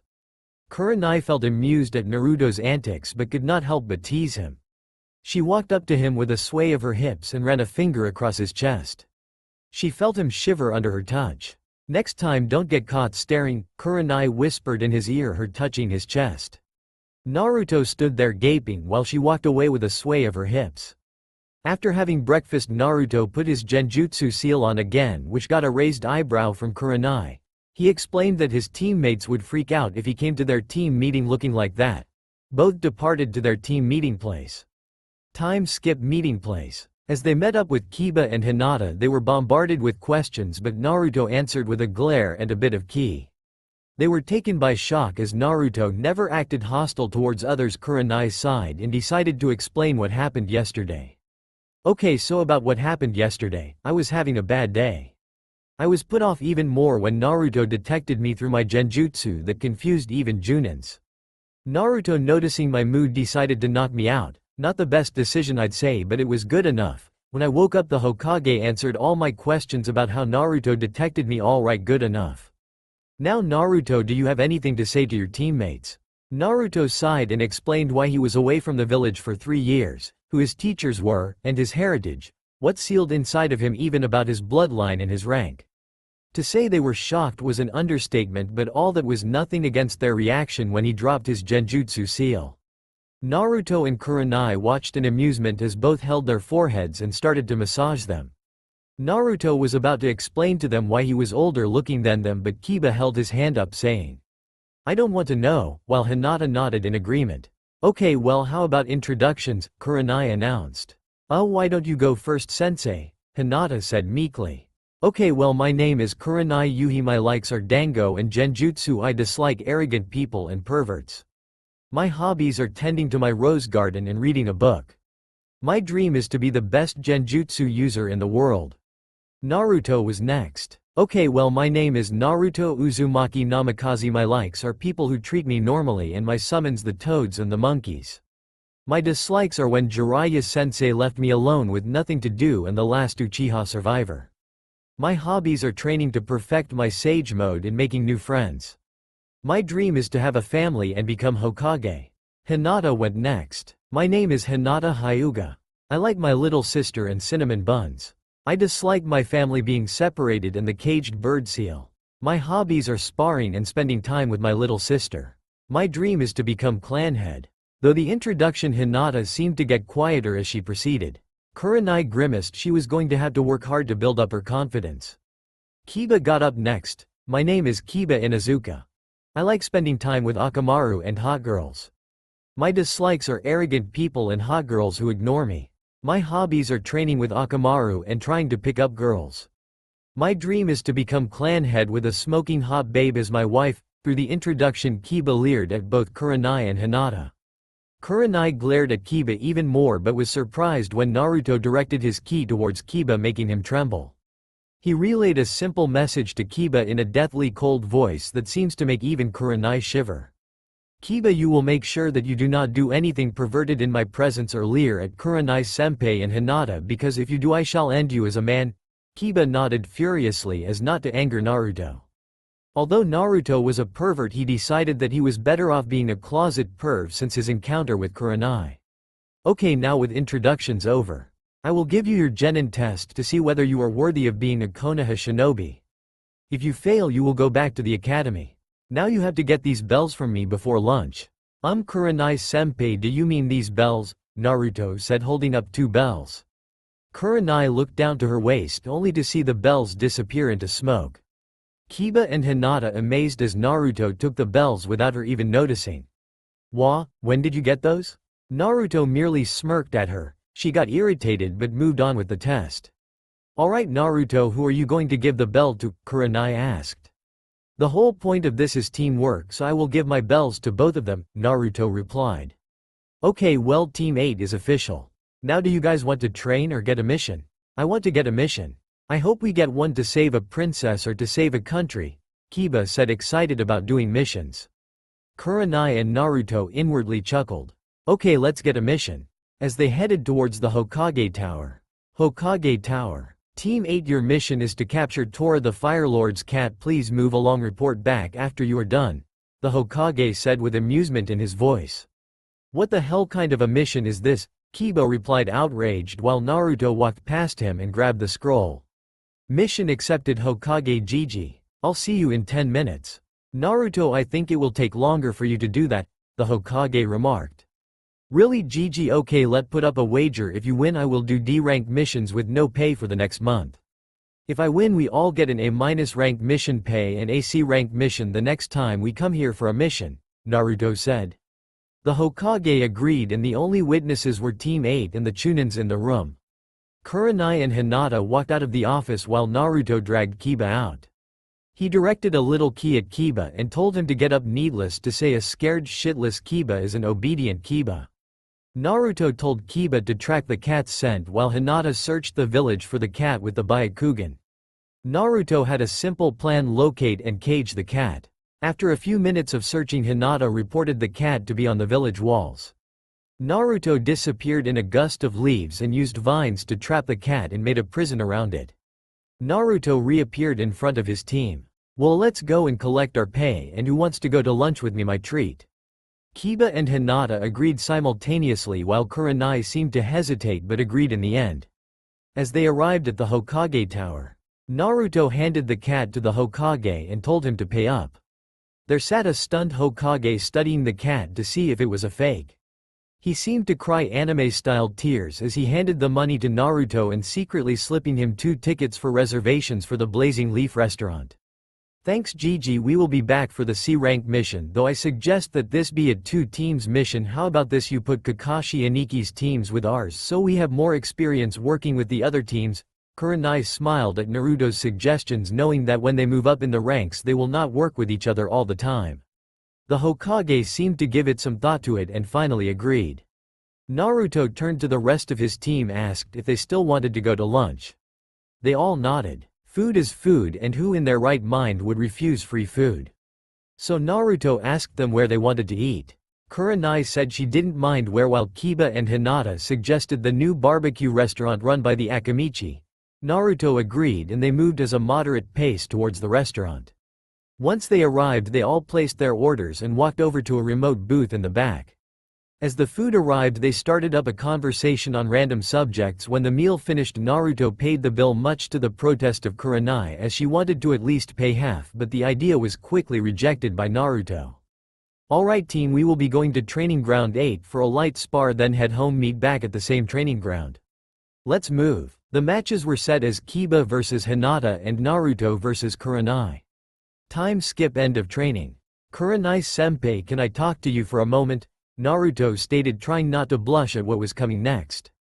What is it, Naruto? Oh well, I was wondering if you would like to go to dinner with me. Naruto started to blush. He tried not to but couldn't help it. Kurenai was a bit surprised at his forwardness but decided to make him squirm a little. What brought this on, Naruto? Oh well, I wanted to apologize for the trouble I caused you.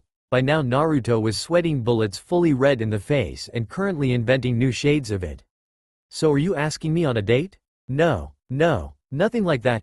Kurenai glared at him but smirked inwardly. Are you saying that I'm not good enough for you? Huh? Naruto was starting to sweat. No, I didn't mean it that way. You are a very beautiful woman. Naruto was now feeling the heat and tried to think a way out of this but was relieved when she smiled. Well okay, but I don't think I will be going in these clothes. Don't be late, Naruto-kun, stretching the kun as a way of teasing him. She smiled warmly as she succeeded in making him blush. Okay young man, pick me up at my apartment 7:30 sharp. He suddenly appeared behind her and whispered into her ear. Will do, Kurenai-chan. Kurenai felt a blush creep up to her face as she could feel his chest against her back, his breath near her neck. She stepped away and left in a swirl of leaves. He was about to leave when he saw a paper mixed in the leaves. He looked at it. It was her address as he realized he only lived a block away from Kurenai. He then came to a realization. He didn't have any good clothes to wear except his training clothes, and he certainly was not wearing those. He realized he cloud asked the Hokage. He left in a swirl of leaves to the Hokage tower. Hokage tower. Naruto arrived in the Hokage's office, looked around and saw the Hokage was alone. Hey Gigi, I did as you asked and it kind of turned into a date, but I don't have anything to wear.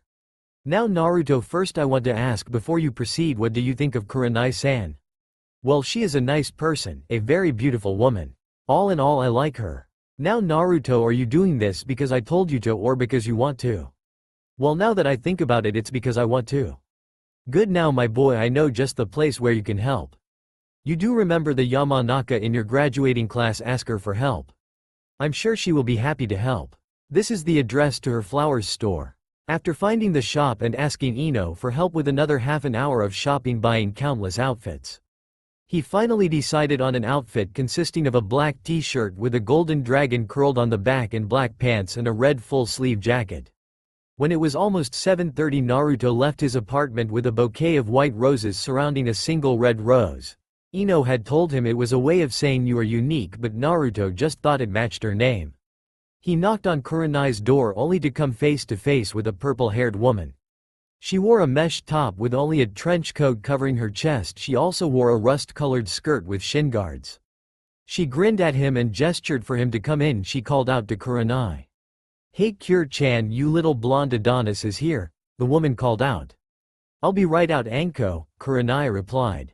The woman now known as Anko grinned at him in a way that made him uncomfortable. She walked up to him and pulled out a kunai, held it to his throat and said in a menacing voice, "I hear you try anything funny with her and I will torture you for 3 days. Not even the Hokage would stop me, understand?" Naruto nodded furiously, not to piss off the woman. "So Gaki, what's your name?" "My name's Naruto Uzumaki Namikaze." "Wait, you are related to the 4th Hokage?" Anko yelled. "Yep, he's my dad." "Wait, you are Naruto Uzumaki the container?" "Yes," he replied, a bit uncertain where this conversation was heading, but was relieved when Kurenai came out of her room. Naruto gasped at the sight. She was wearing a black low-cut dress only up to her thighs, showing generous amounts of her legs that seemed to go on forever. He looked up at her. Her dress accentuated her bust even more than the time he saw her in the towel. The room lighting made it look like she had a small blush on her porcelain face. All in all, Naruto seemed to think the woman before him looked like a goddess. Kurenai interrupted his trail of though. "Naruto, you are drooling, plus there is blood coming out of your nose." Kurenai gave Naruto a glance over. She seemed to like the way he was dressed, judging by the red blush on her face. Both their thoughts were interrupted as Anko called out to both of them. "Hey, if you guys are done eye-raping each other, maybe you should get going." Naruto blushed red, but Kurenai seemed to be used to it as she just sighed and linked her arm with his and dragged him away as Naruto seemed to snap out of his stupor.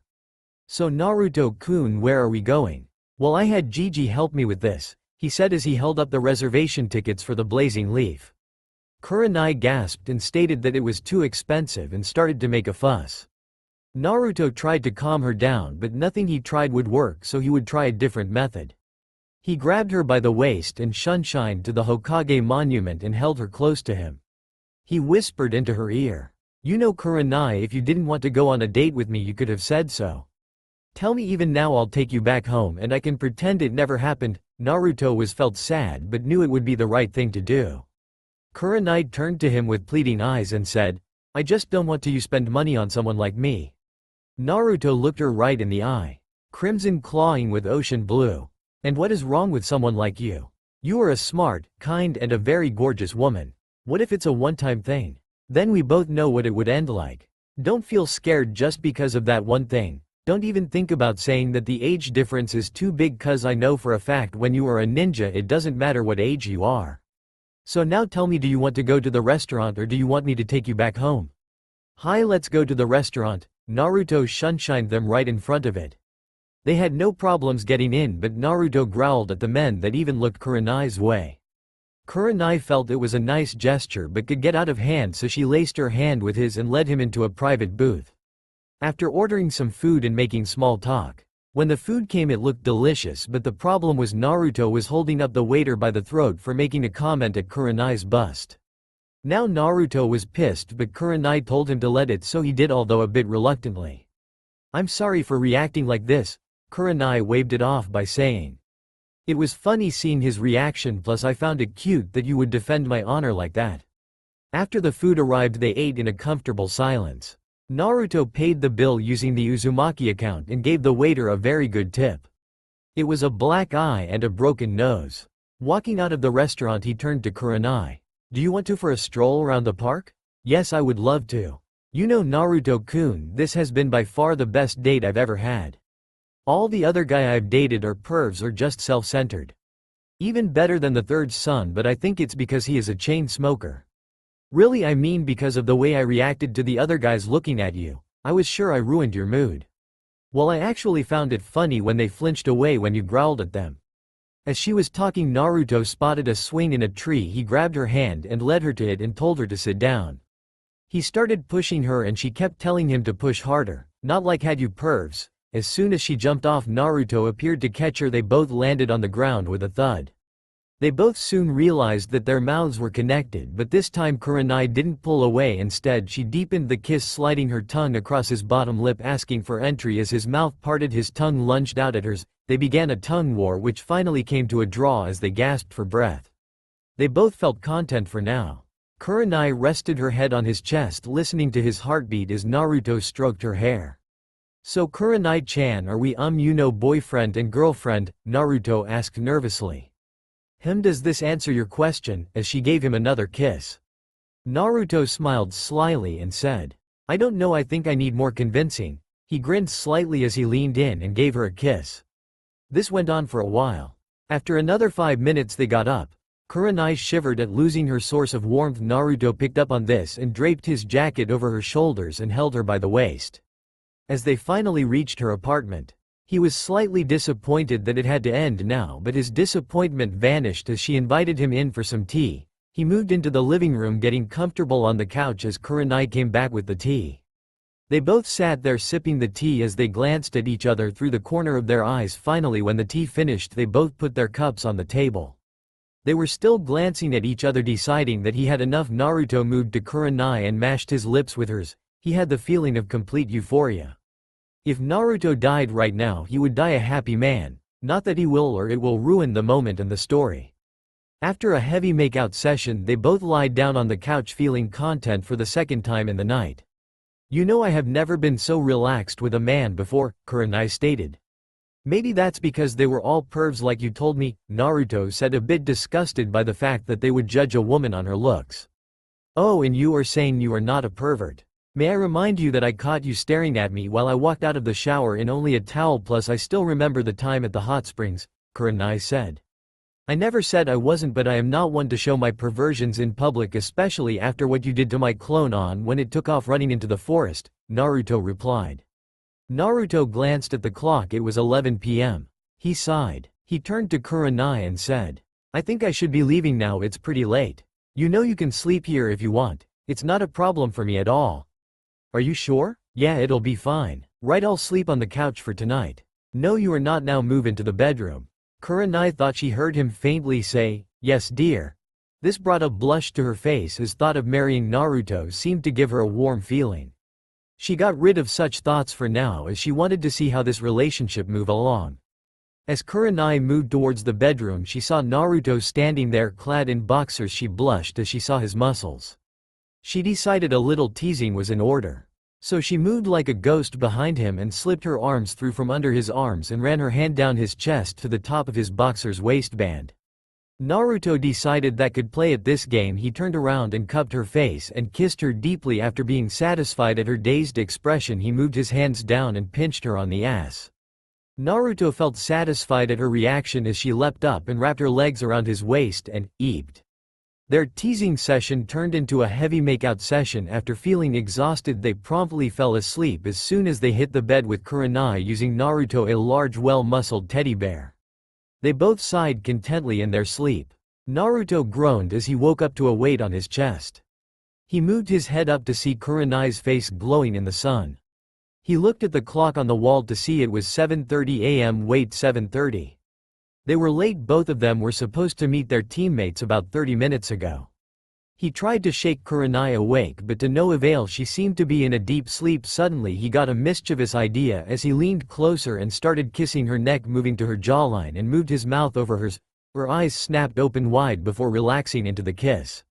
Naruto moved back and said, enjoying yourself there, Kurenai-chan, as he knew she was awake the whole time. Come on, we have to hurry or we will be too late to catch Kiba and Hinata, Naruto said as he moved away.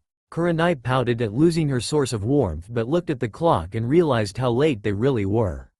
Naruto looked at her amazed. She was moving at a speed that made the Hirishin look like a turtle. Damn, that's got to be a fast turtle. She finally appeared in front of him in her normal attire. While Naruto just gaped at her, she moved sensually towards him and kissed him on the cheek and left to make breakfast. Naruto looked for his normal attire and finally got dressed. Naruto moved into the living room and saw the woman from last night sitting on the couch, sipping some tea. She eyed him suspiciously and grinned slyly at Kurenai, almost shouting, Hey Kurenai, it's only been one date and you are already getting him into bed. So how is he? Wild, passionate, rough? Naruto caught the meaning and blushed red. Kurenai, used to her antics, just sighed and replied, No Anko, we didn't do anything together, just lied in bed and fell asleep. Honestly, it was the best sleep I ever had. He makes a comfy pillow. She had a shade of light pink on her cheeks. The rest of the time was spent eating breakfast and making light chatter. Kurenai and Naruto rushed to finish. Kurenai was headed towards the door but Naruto grabbed her by the waist and shunshined them to the training grounds. As they arrived at the scene, Kurenai kissed him one last time and started to part, but these actions were stopped by two gasps. Kurenai and Naruto snapped their heads at where the sound came from. It was Kiba and Hinata. Both of Naruto's teammates snapped out of their stupor as Hinata blushed red at catching them in such an intimate scene. Kiba grinned at Naruto and gave him a thumbs up, letting him know that he approved. Kurenai and Naruto's sweat dropped at the scene. They decided to just move on with training. After a light spar and some chakra control exercises, they said their goodbyes and moved back home. This became a routine for the next 3 days until they could get the C-rank mission with Team 7. On these days, Kurenai slept at Naruto's house or invited Naruto over using the excuse that her pillow seemed to be missing. Naruto didn't seem to mind as he liked it even more as he spent more time with her. TIMESKIP First C-rank mission. In the Hokage's office, Team 7 and 8 stood at attention as the Hokage handed them the mission. Although there was some confusion with Team 7 when they saw Naruto looking older and in a Chunin vest, but it was cleared up when it was explained by Kakashi. The Hokage briefed them about the mission. They are guarding Tazuna, a bridge builder of Wave Country that wanted to be protected from bandits. The Junins stepped up and accepted their scroll. The Hokage asked to bring in the client that hired them. As soon as the door opened, the smell of alcohol seemed to bathe the man as Kiba and Akamaru cringed at the smell. The rest of the room looked at the man with disdain. He opened his mouth to say something but stopped when Naruto walked up to him and pushed some nature chakra into the man's blood vessels, pumping the alcohol out of him. Everyone looked amazed when the man suddenly sobered up and looked at the genin judgingly. "What's with all the brats? I thought I was getting ninjas, although in Cyclops there looks like you would fall over any minute, but there is that hot chick," Tazuna replied in a gruff voice. Suddenly the room temperature seemed to drop to 10 degrees below zero. Naruto vanished and appeared behind him holding a kunai to his throat. He spoke in a sickly sweet voice that made the Hokage cringe. "Tazuna-san, I advise you don't make those comments at girlfriend, otherwise I will take away your manhood and then give you to her best friend who happens to be a T&I specialist." "Do you know what T&I stand for, Tazuna-san?" Tazuna, scared out of his wits, just shook his head for no. "It stands for Torture and Interrogation Department, and her friend specializes in using snakes and poisons. Now for the rest of the trip you will not make perverted comments at my teammates or my sensei. Do we have an agreement?" Tazuna nodded quickly, not to face the wrath of the blonde behind him. Naruto smiled at their agreement and the room temperature went back to the normal and all of the people in the room let out a breath they had been holding. Naruto turned to the Hokage and asked, "So Gigi, are we done here?" Naruto asked. The Hokage nodded. Naruto stepped up next to Kurenai and took her hand in his and shunshined them to her home. Kurenai unlocked the door and was about to step in when Naruto suddenly picked her up bridal style. She looked at him questioningly and was about to ask him when she found her lips occupied with his arms around her waist and eyes closed. Kurenai melted into the kiss. She didn't know why, but she seemed to let her guard down near him, but she loved the feeling. She felt like she was on cloud 9. Naruto sat them both down on the couch and held her to his chest, running his hand through her surprisingly silky smooth hair. Kurenai put her head on his chest and listened to his heartbeat as she drew circles with her finger right above his seal. "Well, I'll be cooking tonight," Kurenai said. Suddenly Naruto got very nervous because Kurenai may be a skilled woman, but even if her life depended on it she couldn't cook. How about I cook for tonight?" "Okay, Kurenai-chan. Are you sure you cooked last time? I could make you some ramen," Kurenai said. Naruto laughed nervously and remembered the last time she made ramen. He swore the miso hissed at him while the noodles tried to strangle him. "No, it's fine. I traveled with Ero Sennin, so I had to cook my own food, and I learned from Yugao Nichan too," Naruto replied. "Oh okay," Kurenai said dejectedly. Naruto sighed. He didn't want this kind of reaction. He suddenly got an idea. He grabbed her hand and led the surprised Kurenai to the kitchen and told her to get the ingredients to make yakitori. It is essentially grilled chicken cut into kebab-sized pieces and put on a skewer. Though I never tried, it looks very good, as he started making the sauce to coat them while Kurenai cut the chicken as he instructed her to do and dipped them into the warm sauce. Naruto pulled out 4 skewers and put the pieces of chicken on it, wrapped it in foil and put into the oven that was preheated to 200 degrees. Now this would have been a normal cooking session had it not been the multiple makeout sessions on the kitchen table almost throwing the yakitori off the table, or it could have been the fact that their groping session almost got out of hand, forgetting about the yakitori in the oven. Finally, when the yakitori finished cooking, Naruto took them out and left them to cool for a while. After a while coming back, Naruto checked them to make sure that the chicken is properly cooked and took the skewers back into the living room, setting the plate down, and they each picked up one skewer and fed it to each other in. After finishing and cleaning up, they both set to go to bed. Naruto arrived in the room with his traditional attire, which is just his boxers, and lied down in the bed and waited for Kurenai's to come back. When he almost fell asleep, he felt someone latch on to him. He opened his to see Kurenai in a see-through gown with only a bra and panties on.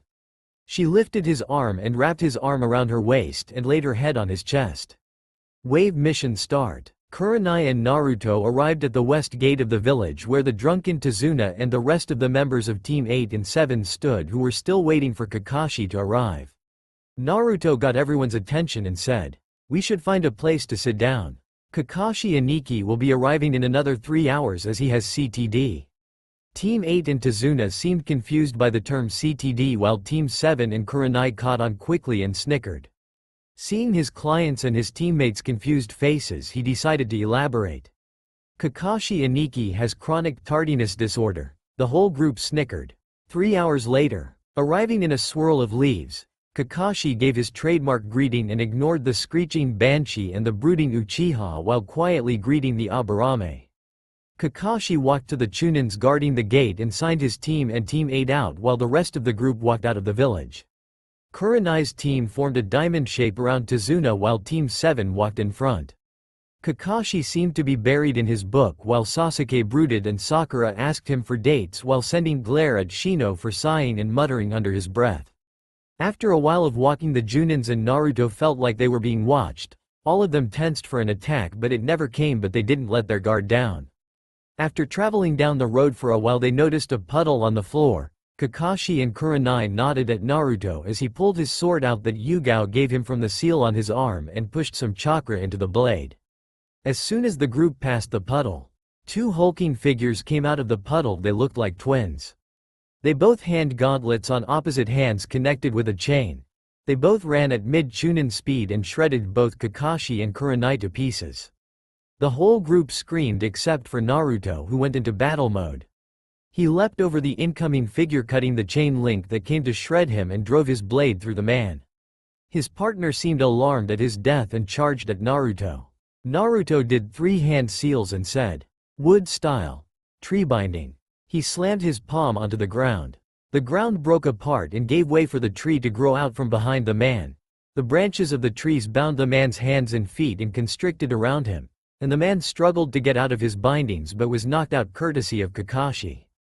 The team seemed to realize what had happened and got green in the face form seeing Naruto kill the man and rushed into the forest. Instantly heaving sound were heard as both teams emptied the contents of their stomachs, but Naruto didn't seem to be affected by it. Instead, he had a stone-cold expression on his face, or what Jiraiya had jokingly dubbed the war face.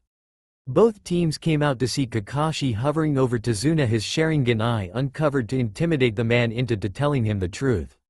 Finally getting the sob story and the guilt trip laid onto them, they finally agreed to continue the mission, while if anybody paid attention to Sasuke they would have noticed he was glaring at Naruto. Moving on from Imo-sama's brooding choices of thoughts in his head. "Well, we are going to have to interrogate him," Kurenai said, gesturing to the bound ninja. "I don't know how. I've never interrogated anyone before, and I can't use the Sharingan anymore because it takes too much chakra." "I haven't done it either," Kurenai said when Naruto spoke up. "I guess I'll do it. I have seen Ero Sennin do it before, and he taught it to me as well when he said he was going to train me to become the next spy master," he said as he unbound the man and took him into the forest and in a faraway clearing. "Boar right pointing arrow, dog right pointing arrow, bird right pointing arrow, monkey right pointing arrow, ram. Summoning jutsu. Toad mouth bind." As the outside world disappeared and the toad's mouth opened to give Naruto entry. Naruto set the man on one side of the wall. Naruto smiled in satisfaction when the man's feet sunk into the floor and his hands sunk into the wall behind him. Kakashi and Kurenai decided that while Naruto interrogated the man that they should set up camp. Kiba and Hinata got some firewood while Sasuke started the fire. Sakura and Shikamaru set up the tents for the whole team. As night approached, all the teams went into their tents. As Kiba was about to enter his tent with Naruto, Kurenai stopped him and told him that he will be sharing a tent with Shikamaru while she and Naruto slept together. Kiba of course knew that they slept with each other because both of them reeked of each other's scent. So he left to get some sleep before he was woken up for the nightly watch.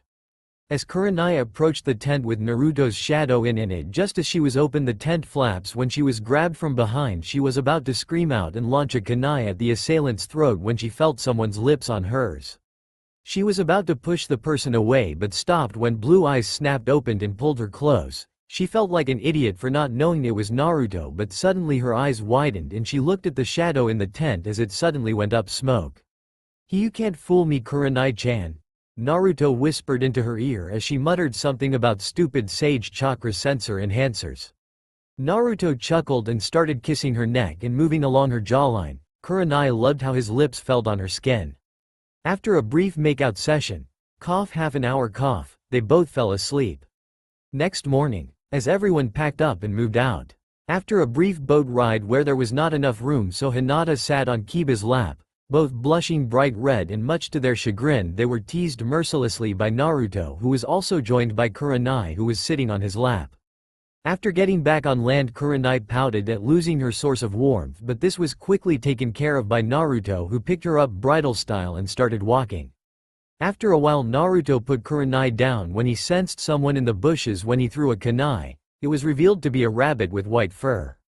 Naruto entered sage mode to see where the person could be. Suddenly heard a whizzing noise. Naruto suddenly yelled, "Get down everyone!" As soon as those words left his mouth, everyone hit the floor. As the whizzing noise got closer, he channeled sage chakra into his hands to catch the incoming projectile, only to realize it wasn't enough when he saw the size of the sword. He channeled more chakra into his palm and caught the blade as if it was blunt. When he looked over the blade and he finally recognized it as one of the 7 swordsmen of the mist, it is Zabuza Momochi's head cleaver. Naruto threw it back into the mist, aiming to hit the chakra signature in the mist. Everyone heard a thud. Naruto cursed as it signified that it had embedded into a tree. The mist cleared to see a man with bandages covering his upper body and his mouth. He looked at everyone with a judging look. Finally his eyes landed on Kakashi. He grimaced as it was going to be a tough fight if it was Sharingan Kakashi and he had another Junin to help him. "You appear to be Sharingan Kakashi. Sorry, but the old man is mine," he spoke in a gruff voice. "Surround Tazuna and protect him. Naruto, back me up. The rest of you do not enter the fight. That's the teamwork here," Kakashi said as he lifted his headband up to reveal his Sharingan eye. Naruto moved behind him and put his palms on the floor, ready to control the surrounding trees for attacking. "I already get to see the Sharingan. I'm honored. When I was a member of the Hidden Mists assassin team, I kept a handbook. It included information of you, and even my bingo book had some information on you. You're known as the man who has copied over 1,000 jutsu, copy ninja Kakashi," as Zabuza finished. Naruto stated. "Kakashi Aniki, I think you have very obsessed fanboy." Naruto and the rest of the group snickered while Kakashi shuddered and glared at Naruto and said, "You're evil, O Tuto." Zabuza saw red but quickly calmed down. It would not be good for him to lose his temper now. "Now let's end all the talking. I have to kill that old man." "But Kakashi, it seems I have to beat you first." Zabuza disappeared and appeared on top of the water. The group seemed to be amazed by this except for Kurenai, Kakashi and Naruto, already knowing how it worked. The mist got thicker, blocking all sight. Zabuza's voice rang over the whole clearing. 8 choices: liver, lungs, spine, clavicle vein, neck vein, brain, kidneys, heart. Which one should I go after? The mist got thicker with each word. Suddenly Zabuza appeared in the middle of the group with his sword poised to strike Tazuna in the stomach. Just as the swing was about to complete, Zabuza turned into water as everyone noticed a spike of wood where Zabuza's clone had been a moment ago. Sasuke trembled as he felt the ki. What is this experience? The air is heavy. It feels like I'll be killed if I make a move. I must end it now, Sasuke thought, desperate to get out of the thickness. As he raised a kunai to his throat when Kakashi spoke up next to him. "Calm down, I'll protect you with my life." No one will die with me around. Suddenly the mist cleared with Naruto radiating green chakra fighting Zabuza with plain taijutsu. Zabuza threw a roundhouse kick to his head.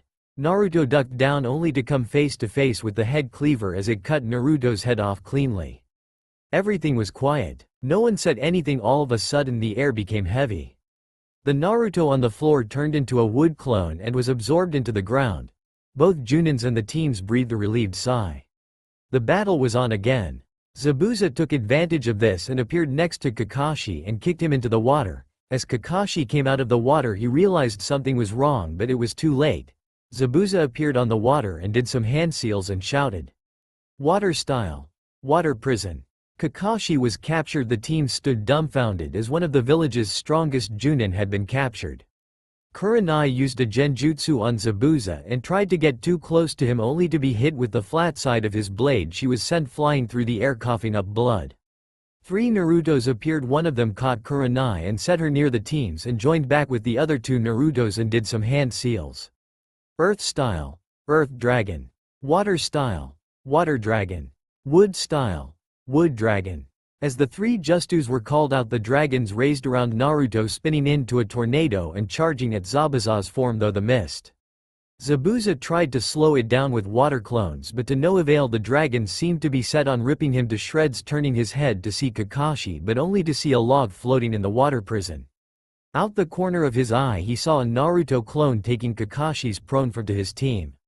Zabuza growled at losing his only hostage. Deep in his musings he seemed to have forgotten about the raging dragons making their way to his form. As he turned, his eyes widened to massive proportions.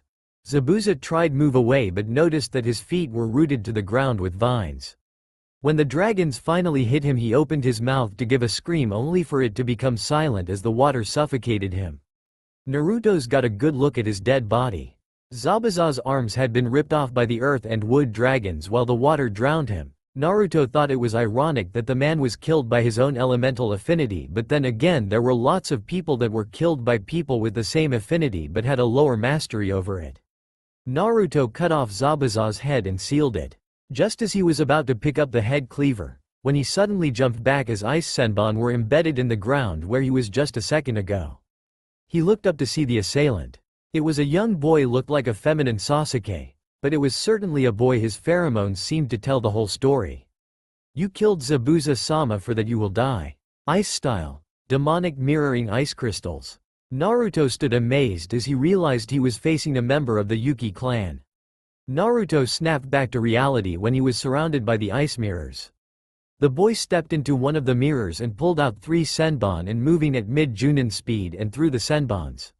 Naruto, understanding his predicament, surrounded himself in his chakra and swung his hands in a circular motion. Wood shot out of the ground surrounding Naruto in a dome shape. Rain after rain of senbon riddled the dome. Naruto, realizing it was his chance, charging up his chakra, he put most of it in his palms and thrust his hand at the dome as the outside deformed and grew spikes on every inch of it covered. Naruto spiked his chakra one last time, a green glow covering the dome as it died down. At first nothing happened. The boy assumed that the jutsu failed and stopped moving around in the mirrors. The spikes around the dome suddenly sunk in a little bit before launching outwards at high speeds. The spikes broke all the mirrors and impaled the boy by both his wrists to a tree. Naruto walked over to the boy and pulled his mask down and spoke to him coldly.